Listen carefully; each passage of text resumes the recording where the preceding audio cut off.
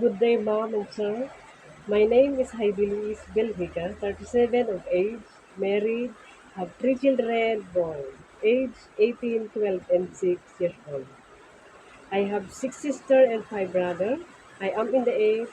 I am Roman Catholic. I am high school graduate. I have 2 years work experience as a lead nanny in Kuwait in the year of March 5, 2019 to April 30, 2021. Four member of family, two kids, two adults. The age of the kid is 11 months old baby girl and 5 years old boy. My madam is 38 years old and my sir is 40 years old. I have 5 months experience as a maid nanny in Hong Kong in the year of December 15, 2023 to May 20, 2024. Five member of family, two kids, three adults. The age of the kid is 6 and 8 years old boy. My madam is 38 years old, my sir 42 years old, and the elderly is 75 years old.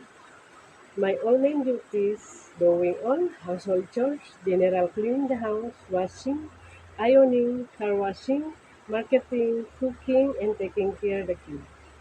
I know how to take care of the kids like change diaper, feed them, bath them, cook their favorite foods, teaching them how to read and write, send and pick up to their school, show the good character, and play with them.